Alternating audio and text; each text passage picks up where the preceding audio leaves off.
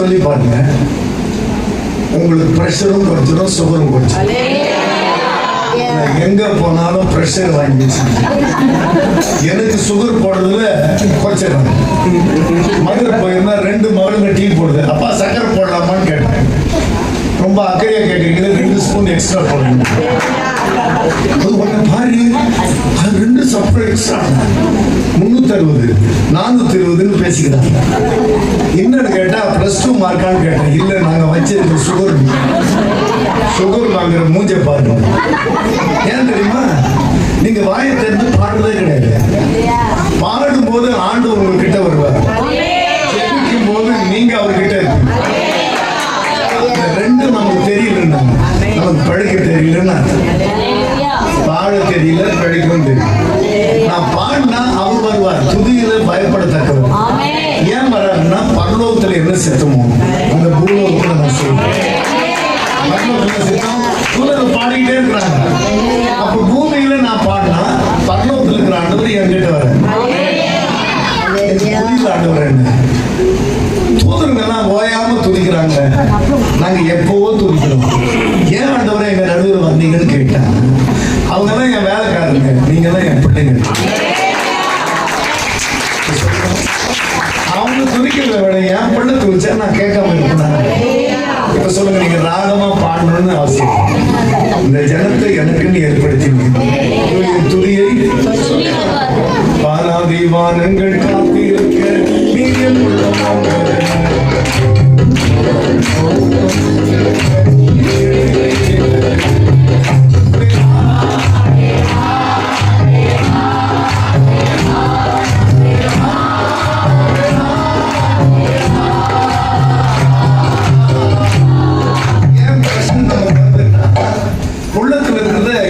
சொல்ல முடியல. அப்படி யாரும் வந்து கேட்கறதே இல்லை. ஒரு அம்மா ஏமா சோகம் உட்காந்துருக்கு, நான் ஃபீஸ் கட்டி நான் பீஸா போயிட்டேன், எங்க வீட்டுக்காரர் பூசா போயிட்டாரு. பிள்ளைக்கு ஃபீஸ் கட்டி நான் பீஸா போயிட்டேன், எங்க வீட்டுக்காரரு பூசா போயிட்டாரு. இன்னொரு அம்மா கண்ணத்தை கை வச்சு உட்காந்துருக்கு. நீ என்னம்மா கவலைப்படுற, அதை உங்க வீட்டுக்காரர்கிட்ட சொல்லக்கூடாதான்னு. என் பிரச்சனையே என் வீட்டுக்காரர் தான். என்னம்மா சொல்றேன்னா, பருப்புன்னா விருப்பம், ரசம்னா விஷமா, கறின்னா சரியா. பருப்புன்னா விருப்பம், ரசம்னா விஷமா, கறின்னா சரியா. எங்க இருக்க நம்ம? அதனால துதிக்கும் போது ஆண்டவர் என்கிட்ட வருவார், ஜெபிக்கும் போது என் குறைய முழுசியும் தீர்த்து வைக்கிறார். யாரு இருக்காங்க தெரிஞ்சு யாராவது குறைய என்கிட்ட சொல்லுன்னு கேட்டுருக்காங்க. நீங்க ஒண்ணு கடன் கேட்டு பாருங்க. கடன் கேட்கறதுக்கு முன்னாடி அவங்களே சொல்லுவாங்க, எனக்கு இவ்வளவு கடன் கேட்டுக்க கூடாதுன்னு. சொல்லுங்க, நம்மளை கைவிட்டது யார் தெரியுமா? அப்பா அம்மா. கல்யாணத்துல கையை பிடிச்சி கொடுத்தாங்க, அதுக்கு என்ன அர்த்தம்? கை விடுறாங்கன்னு 1000 பேருக்கு சோறு போட்டு எல்லாருக்கும் முன்னால கை விடுறவங்க அப்பா அம்மா. கல்யாணம் 3 மாசத்துல கை விட்டவங்க யார் தெரியுமா? கல்யாணத்துல கை பிடிச்சி சத்தியம் பண்ணாங்க அந்த யோகி. ஆனா கைவிடாதவங்க யார் தெரியுமா? உடன்படிக்கை பண்ணாங்க. நான் கூட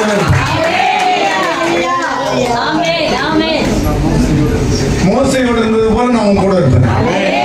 நீ உயிரோடு இருக்கும் நாடெல்லாம் ஒருவனும் உனக்கு முன்பாக எதிர்த்து நிற்பதில்லை. நான் மோசையோடு இருந்தது போல உன்னோடும் இருப்பேன். நான் மோசையோடு இருந்தது போல உன்னோடும் இருப்பேன். அதன்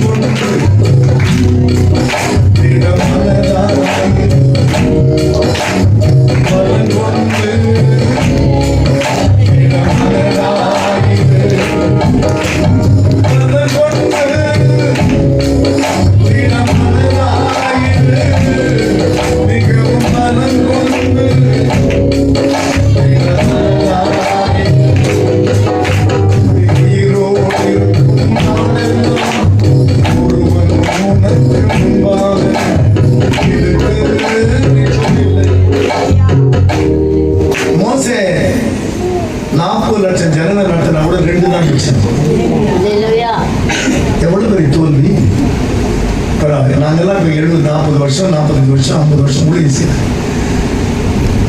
ஒன்றும் பிரச்சனை இல்லை, ஒரு பெரிய வெற்றி இல்லை. ஆனா யோசு அப்படி இல்லை. நீ ஜெயிப்பண்ணா 31 ராஜாக்களை ஜெயிக்கிற.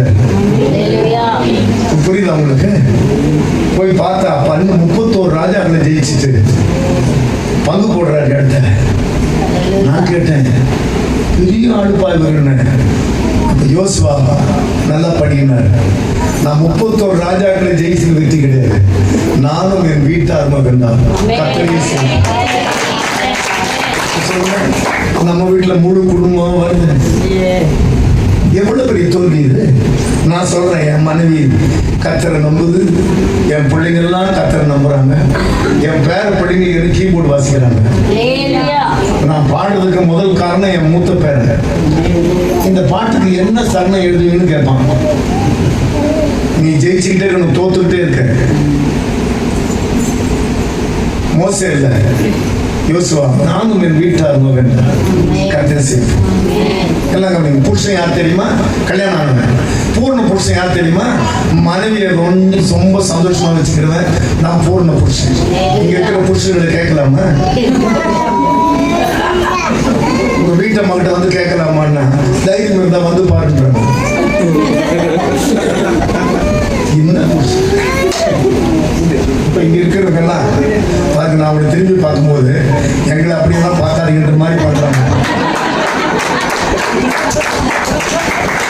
புருஷன் கல்யாணம் ஆகவன் பூர்ண புருஷன் தான் மனைவி மக்களை பெருமையான குணசாலியான ஸ்திரீ யார் தெரியுமா? அவ ஒரே டார்கெட், என் புருஷன் சர்ச்சுக்கு வரணும். அதான் குணசாலியான ஸ்திரீ கண்டுபிடிப்போம். அவ புருஷன் நம்ம சபையில் உட்கார வைப்பான். இன்னைக்கு நிறைய சகோதரிகளை பார்க்கறோம், அது கிறிஸ்துமஸ்க்கு மட்டும் வந்து உட்காருது, அடுத்த நிமிஷம் எந்த வெளியே போயிடுது. இதெல்லாம் என்ன வெயிட்டின்னு எனக்கு தெரியல. அப்படியே கிறிஸ்துமஸ் ஆகுனா புது வருஷத்துக்கு வந்துடும்.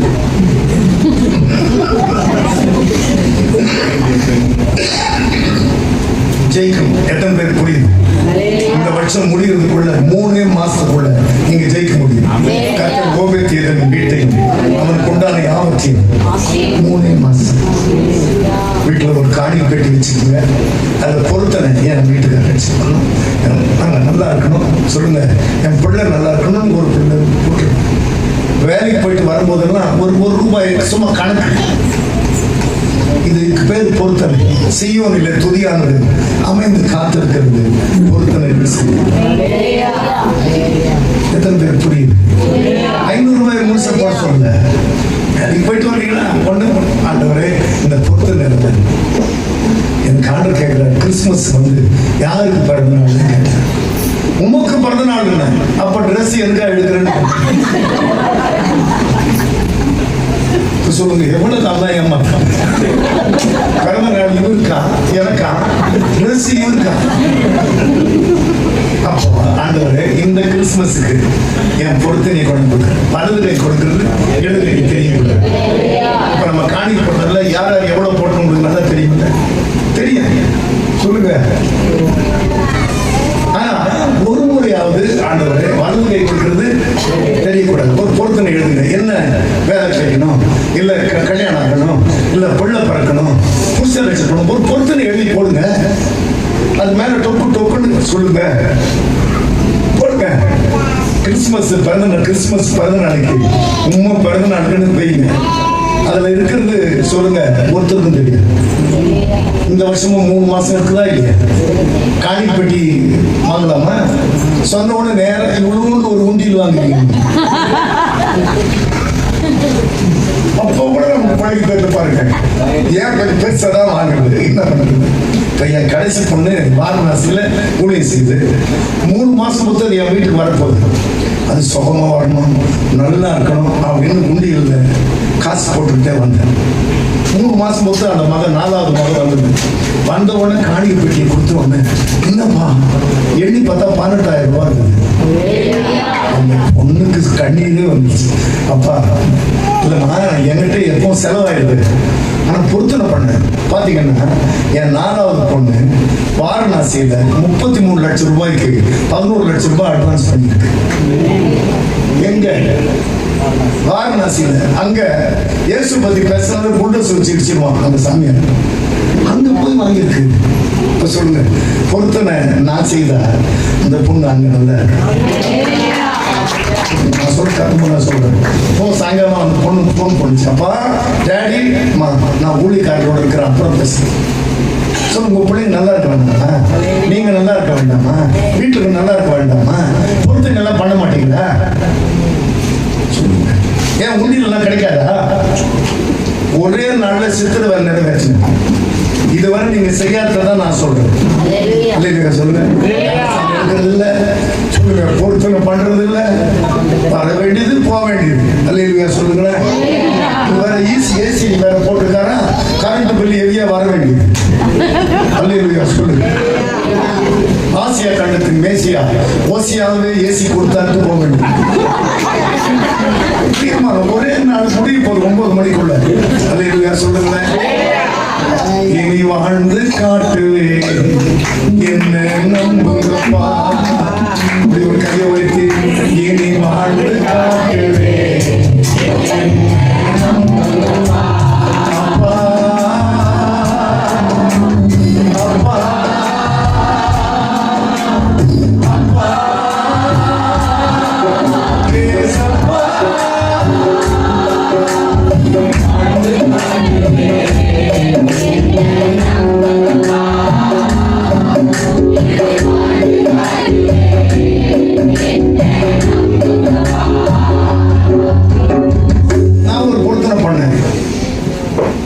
வெள்ளியும் பொண்ணும் இருந்தா கொடுத்துடுற ஆண்டவர்.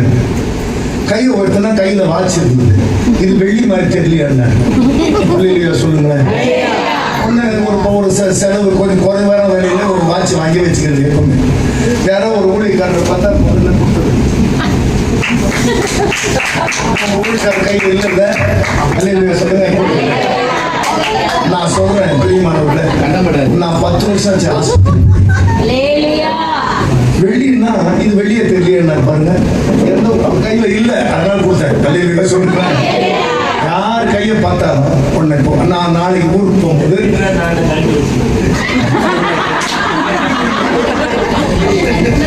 நான் போய் ஆஸ்பத்திரி போய் நான் சுருக்கமா சொல்றேன், என் ஆஸ்பத்திரி செலவு இது வரைக்கும் 2000 கூட ஆகல. புரியுதா உங்களுக்கு? என் கையில வெள்ளி இல்லாத வாட்ச் இருக்கு, அப்ப அது பொண்ணு வெள்ளியே தெரியல. இப்ப நான் இப்ப எங்க ஊருக்கு போனோம், என்ன செய்யறேன்னா அடுத்து ஒரு 3 வாட்ச் வாங்கி பையில வச்சு என் கூட உட்கார பார்ப்பேன். ஊழியக்காரர்களை பார்த்தா கை கால கட்டி நான் கத்து மாசம் பொருத்தனை எல்லாமே எப்படிங்கிறது யோசுவானா ஒரு கல். இதுல சித்திர வேலைலாம் நிறைவேறினாதான் நல்லா இருக்கு. எத்தனை பேர் புரியுது? ஒரு சித்திர வேலை நிறைவேறினா எப்படி? அதனால இனி வாழ்ந்து காட்டுவேன் என்ன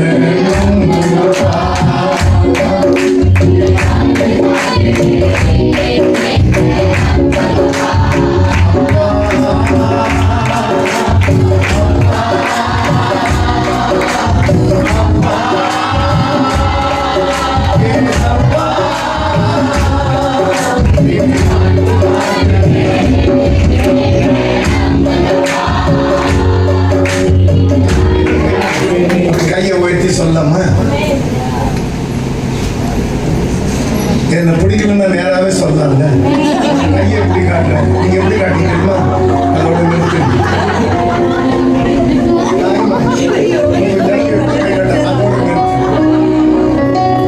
நீங்க பாருங்க, நான் கையை எப்படி காட்டுறேன் அப்படி சொல்லலாம்ல.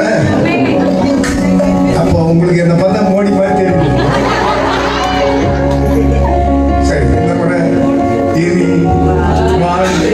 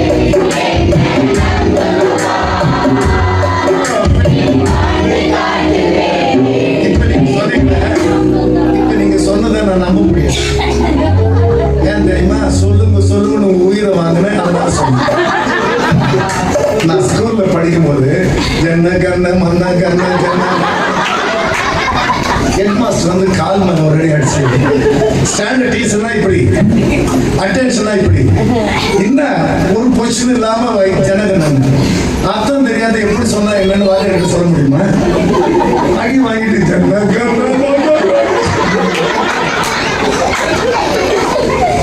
சொல்லுங்க.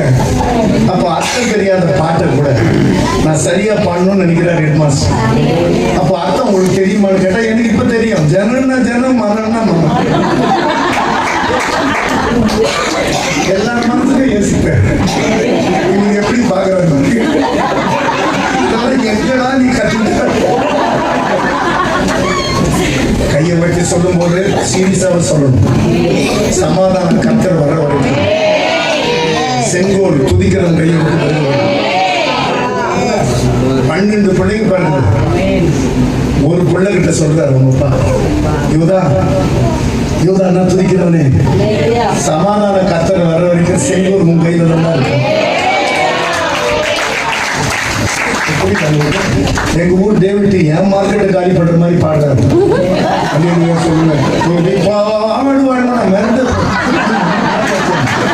சொல்லுங்க சொல்லுங்க. துதிக்கிறவன் கையில தான் செங்கோல் இருக்கு. நீங்க பாடல அப்படின்னா கையில செங்கோல் இருக்காது. துதிக்கணும், ஜெபிக்கணும். எருசலேம்னா இங்க பேர் வாங்கலாம். எருசலேம் குமார்த்தியே சீயோன் குமார்த்தி என்ன, இங்க வந்த குமார்த்தி தான் இயேசுவுக்கு ஜோடியாக. அப்படின்னா நீ துதிக்கிறவன், இஸ்ரவேல் என்ன நீ ஜெபிக்கிறவன், எருசலேம் வந்தா நீ எருசலேம் குமார்த்தி. எங்க போறதுக்காக தெரியுமா? சீயோன் குமார்த்தி. சொல்லுங்க, உங்களுக்கு ஊழியர் சேர்ந்து நான் செய்த பாக்கியம்னு உங்க பாஸ்டர் சொல்லணும். இப்ப நான் பாஸ்டர் கூப்பிட்டு சொன்ன சொல்லுங்க,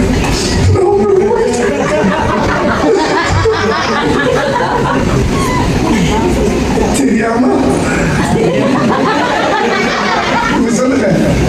எருசலேம் குமார்த்திகளா இருந்தா சீயோன் குமார்த்தி நீ ரட்சிப்பா நன்மை உனக்கு தருவேன், என்னைக்கே தருவேன். பேர் வாங்க சொல்லுங்க. இந்த மாதிரி மட்டும் ஒருத்தன் ஒரு பையனோட வர, உங்க பையன் யாருங்க? ஆமாயா, அடா என்ன அழகு பையன் ஐயா, இது ஒண்ணு போத. நான் சொல்ல புரியுது உங்களுக்கு. ஒன்னோரமா ஒரு பொண்ணோட வருது, உங்க மகளா மண்ணு? ஆமாயா, 9th 10th தான் படிக்கிறா, இங்கிலீஷ்லயே ஆசிராயா. ஒன்னு அந்த பொண்ணு கேட்கிறேன், your costume is very nice, you are looking very beautiful, what is your good name னு கேட்டேன். my name is Malikan. அந்த அம்மா தலையில தட்டி மல்லிகான்னு சொல்லு. மல்லிகா போய் மேலிகான்னு சொல்லிட்டு அந்த பொண்ணு திரும்ப படிச்சு அவங்க அம்மா ஒரு அறை கொடுத்து country proof keep your mouth shut. என்னம்மா பெருக்கும்போது 3/4 உயிர் போச்சு சாமி, இப்ப வச்சு உயிர் போயிட்டு இருக்கு. எங்க நம்ம உலகமும் இப்படியா? வீட்டுக்கு போனவங்க தீர்மானம் பண்ணுங்க, எவ்வளவு தானா சொல்லுங்க. வாசல் பள்ளியில நான் தட்டுறேன், ஒன்னும் உங்களுக்கு புரியலையா? நான் சொல்ல புரியுதுன்னு நினைக்கிறேன். சபைகளுக்கிட்ட தான் சொல்றாரு, வாசல் பள்ளி நிக்கிறேன், இன்னும் என் சத்தத்தை கேட்கலையா நீங்க? இந்த முறை கையை உயர்த்தி, இனி வாழ்ந்து காட்டுவேன்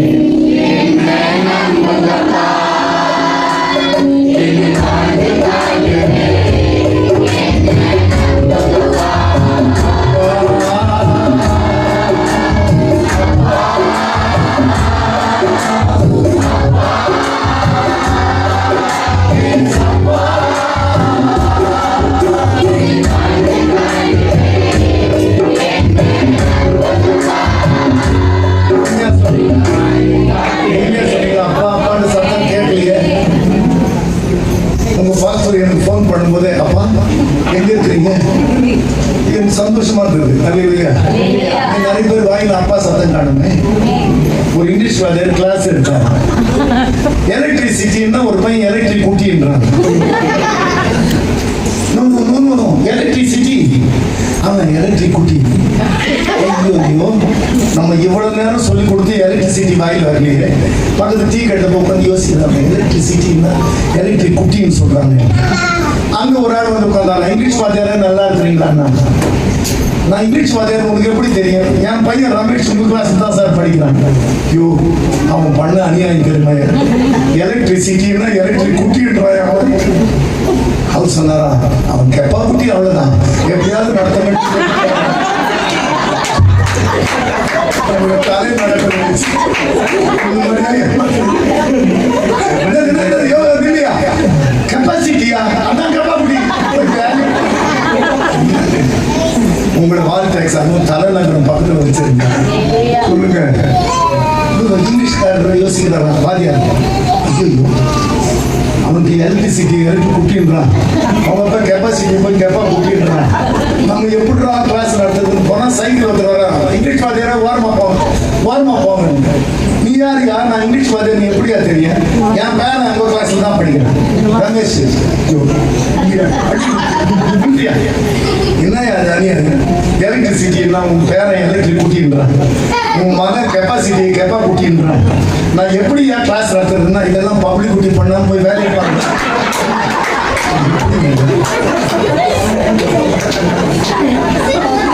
ஒரு நாள் பாலிடெக்ஸ் ரோடு நல்லா இல்லை, இன்னைக்கு அங்கங்க சபைகள் வந்து எங்க நகரம் ரொம்ப நல்லா இருக்கு அப்படின்னு சொல்லுவாங்க பாஸ்.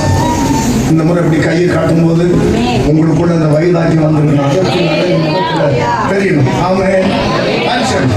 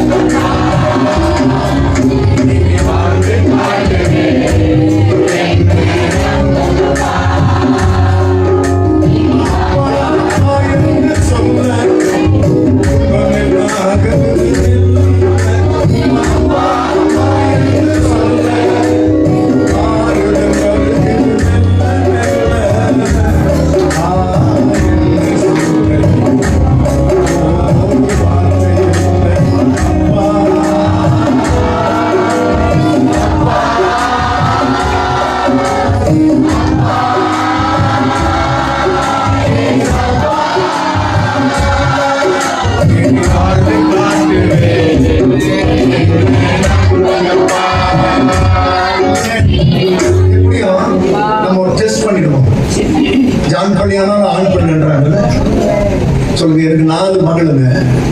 ஒரு யோசனை என்ன, எங்க பக்கத்து வீட்டுக்காரங்க, ஏன் சார் கன்னத்துல கை வச்சிருக்கீங்க? 4 பொண்ணு. அதான் எங்களுக்கு தெரியுமே, கடவுள் நினைச்சா பையன் பொறுப்பான். கடவுள் உங்க வீட்டுக்கு வந்து உங்களை பார்த்தாதான் பையன் பொறுப்பான், பொண்ணு பொறுக்கும். கடவுள் நினைச்சா பையன் பொறுப்பான், கடவுளே உங்க வீட்டுக்கு வந்தாதான் பொண்ணு பொறுக்கும். அப்ப 4 முறை கடவுள் உங்க வீட்டுக்கு வந்தாங்க. ஒரு நிமிஷத்துல என் கவலை தீர்ந்து போச்சுங்க. இப்ப எங்க சகோதரருங்க நல்லா பாடுங்க, இங்க குமார்த்திங்க நல்லா பாடுங்க, செக் பண்ணிடுவோம். சகோதரர், நான் இட்லி 8 திம்பேன், சட்டி 9 திம்பேன், அது எல்லாருக்கும் தெரியும். இப்ப நீங்க பாடும்போது அவங்க எல்லாம் பிரமிக்கணும். ஆமா, அல்லேலூயா சொல்லுங்களேன். நம்ம எல்லாரும் 3 வீடு கட்டணும். முதல் வீடு மண்ணும் எலும்பு சேர்ந்து கட்டுற வீடு. மண்ணும் எலும்பு சேர்ந்து கட்டுற வீடு. மண் என்ன ஆண், எலும்புன்னா பெண். பைபிள் நீங்க 2 பேரும் ஒன்னா வந்தாலே கத்த நினைச்சிருந்தாங்க. சொல்லுங்க. ஆனா வீட்டுல சொல்லுங்க சாப்பிடுறீங்க, ஆனா சர்ச்சைக்கு வரும்போது மட்டும் அது மாதிரி காணாம போயிடுது. கட்டணும், முதல்ல வீட்டை கட்டணும். கர்த்தர் வீட்டை கட்டாராகி எவ்வளவு பிரயாசப்பட்டாலும் சர்ச்சைக்கு வந்து அப்படின்னு எத்தனை பேர் புரியுது? என்ன மாதிரி ஒரு பிரசங்காரு வழி இதுதான் அப்படி பிரசங்கம் பண்ணாரு. கொண்டு ஒரு பையனை கூப்பிட்டு இங்க வாங்க, போஸ்ட் ஆபீஸ் எங்க இருக்குன்னு கேட்டாங்க. சொன்னா கண்ணுக்கு தெரிற போஸ்ட் ஆபீஸுக்கே வழி கேட்கற நீங்க பரலோகத்துக்கு வழி சொல்ற மூஞ்ச பாருங்க. வீட்டுல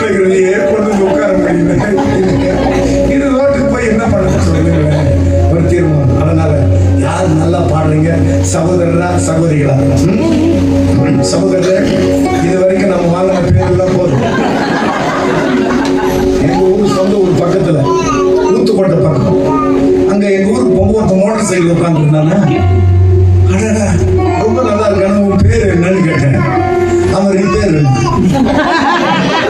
எல்லாம் கவனிங்க சகோதரர்களை, நான் பார்க்க மாட்டேங்க. வாய்ஸ் கையை வைத்து எப்படி சொல்றீங்கன்னு பார்ப்போம். இப்படி தெரிஞ்சிருந்தா நான் வாட்சி கட்டணம் வந்து சொல்லலாம். கையை வைத்து சகோதரர்கள், ஆண்டவரே வாலிபர்கள் தந்தவாங்க, ஆண்டவரே உங்க பின்னால 12 புருஷர் வந்தாங்க, உங்க பின்னால 12 புருஷர் வந்தாங்க.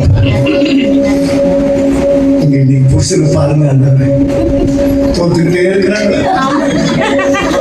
அந்த கை இறங்குறதுக்குள்ள ராஜரிகம் தாண்டி அவங்ககிட்ட வந்து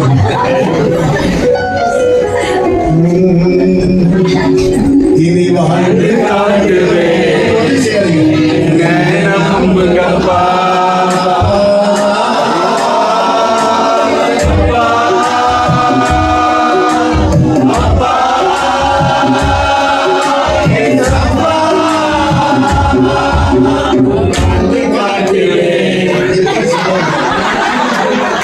எப்படி சொல்றாங்க பாருங்க. சரி, நீங்க எப்படி சொல்றீங்கன்னு பாருங்க.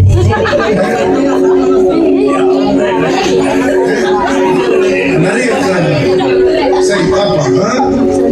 இனி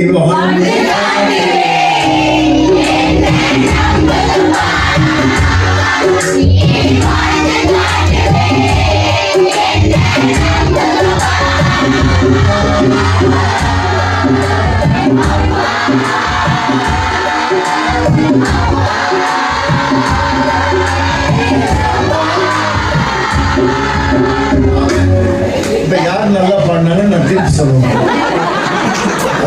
யார் நல்லா பண்ணாங்க இவங்க எண்ணிக்கையில் நிறைய பேரா இருக்கு. 100 மார்க் எங்க சகோதரர்கள் கொஞ்சம் வந்தாங்க. நீங்களும் பாண்டவனால உங்களுக்கு 100% நான் பத்திரமா வீட்டுக்கு போகலாம். ஆண்டவர் முன்னால ஆண்டு மேல பெண் எத்தனை பேருக்கு புரியுது? அதனால சாதாரணமா சாக போடாது. எத்தனை பேருக்கு புரியுது? எனக்குன்னு ஒரு வரலாறு இருக்கு. ஏன் தெரியுமா? என்ன ஆண்டவர் கருவிலேயே கண்டார். என் அவயவங்கள் உருவேற்படும் நாள் அவர் புத்தகத்துல இருக்கு. என்னை பார்க்கிற கண், என்னோட பேசுற வாய் ரெடி ஆயிடுச்சு. எத்தனை பேர் புரியுது? இறந்து பப்பாடி எவ்வளவு நாள் காத்திருந்தா தெரியுமா? சொல்லுங்க. அவரு விடவே இல்லையே. நாம அவர் பார்த்து வந்து உட்கார்ற வரைக்கும் அந்த அன்பின் கையில கட்டி பாஸ் மார்க் இருந்ததெல்லாம் இங்க பாஸ் மார்க். இப்ப முதல்ல பாருங்க, டாஸ்மார்க்னா என்னன்னு தெரியாத மாதிரி பாருங்க. என்ன மாற்றம் இது? எவ்வளவு பெரிய மாற்றம் எனக்கு. ஒரு மனுஷனை மாற்ற முடியாது, ஆனா ஏசிய உள்ளத்தை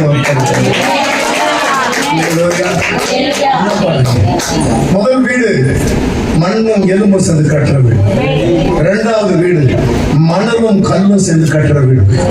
மணல்னா நம்ம, கல்லுன்னா ஆண்டவர். இந்த கல்லின் மேலின் சபையை கட்டு. பாதாளத்தின் வாசல்கள் அதை மேற்கொள்வது. பாதாளத்தின் வாசல் தினம் மரணங்க. எத்தனை பேருக்கு புரியுது? எப்ப நீங்க ஒரு இடத்தை பார்த்து தொட ஆரம்பிச்சீங்களோ பாதாளத்தை மூடி பரலோக சாவி நம்ம வணங்கிட்டு, பாதாளத்தை மூடி அந்த சாவியை வச்சுக்கிட்டாரு. பரலோக சாவி நம்ம கிட்ட கொடுத்துருக்கு. இங்க உட்கார்ந்து இருக்கிறவங்க எல்லாம் பரலோகத்துல பேர் எழுதப்பட்டோம். சொல்ல புரியுது? அவங்களுக்கு சாதாரணமானவங்க இல்ல. ஆனா கஷ்டப்படலாம், வசதி இல்லாம இருக்கலாம். ஆனா பரலோகத்துல பெயர் எழுதப்பட்ட நீ சாதாரணமா இருக்கிறதா அழைக்கப்பட்டது. 2வது வீடு மணலும் கல்லும். ஏன் ஆண்டவர் எங்களை மணல்னு சொன்னீங்கன்னா, கடற்கரை போய் பாருங்க. கடற்கரையில அலை திரண்டு வருது இல்ல, இவ்வளவு பெருசா வருது தெரியுமா? அந்த மணல் கிட்ட வந்தோட நான் உங்கள்கிட்ட தோத்துட்டு திரும்பி போகுது.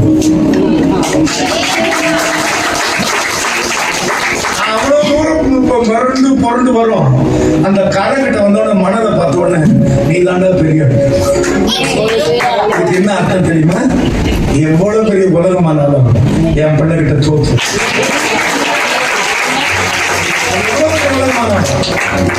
புரியுது தெரியலையே. அங்க வந்தோட தலை சாச்சிட்டு அப்படி போயிடும். அந்த மணல் இயேசு கல், இந்த கல்லு மேல மோதிரம் நொறுங்கி போயிடும். கல்லு மேல மோதிரம் நொறுங்கி போயிடும். புரியுது? நான் கொசூருக்கு போயிருந்தேன். அங்க எனக்கு ஒரு நண்பர் இருக்கிறார். அவன் ஊழியத்துக்கு வந்தப்ப அதே தெருவில் ஒருத்தன் உன்னை பெட்ரோல் ஊத்தி கொடுத்துருந்தானா, உன்னை பெட்ரோல் ஊத்தி அவர் சொன்னாராம், நான் செத்து போனோம்னு நினைச்சுதான் வந்தேன், உன் கையால சாகனா அப்படிதான் இருக்க மாட்டான். செத்து போனோம்னு ஊருக்கு வந்தேன், நான் பிறந்த நாகர்கோயில், இப்போ ஒசூருக்கு வந்திருக்கேன், உன் கையால சாகணும்னா சரி பெட்ரோல் ஊத்தான் கொடுத்துருந்தேன். அடுத்த வாரம் அவன் பெங்களூர்ல சினிமா பார்த்துட்டு ஓசூருக்கு வர்றான். வழியில தடுக்கி வண்டி 2 வீலர் விழுந்துச்சு. அப்படியே மயம் கிடக்குறான். வெளிச்சம் இல்ல. ஒரு ஆள் வந்து இந்த லைட்டர் இல்லையா, லைட்டர் பத்தி யாருன்னு பார்த்தா கூப்புன்னு பத்திச்சு. என்னன்னா இந்த பெட்ரோல் கசிஞ்சு அதுலயே படுத்துட்டு இருக்கிறான். லைட்டர் அடிச்சு உடனே கூப்புன்னு பத்தி அவன் அதை காப்பாற்ற முடியல, தீட்டி போயிட்டான். அவன் சொன்னதை ஆண்டவர் மன்னிக்கல. உன்னை பெட்ரோல் ஊத்தி கொளுத்துறன்னு என் பிள்ளை பார்த்தா நீ கனியாற்ற சொல்லுங்க. உங்க மேல மாந்திரிகம் வச்சா என்ன தெரியுமா? அவன் ஊரை விட்டு போயிருவான். அந்த எலுமிச்சை மரத்தை நீங்க மேய்ச்சா என்ன தெரியுமா? போட்டவன் ஆஸ்பத்திரியில் இருப்பான். என் பிள்ளைகளுக்கு என்ன பலம் இருக்குன்னு என் பிள்ளைக்கு தெரியும்.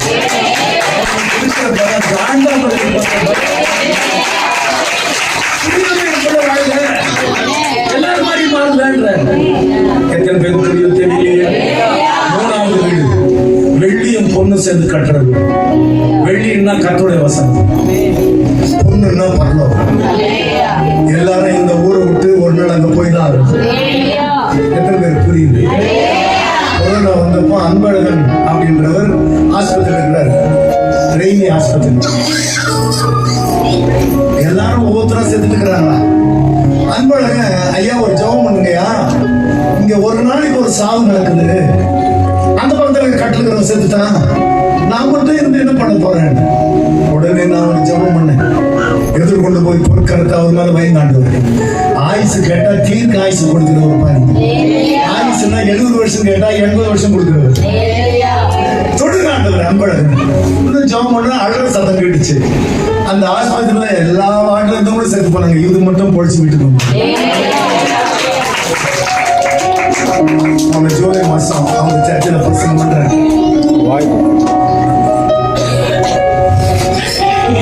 நினைவு என் நினைவாகட்டும் இயேசுவே, உம் வார்த்தை என் பேச்சாகட்டும் இயேசுவே,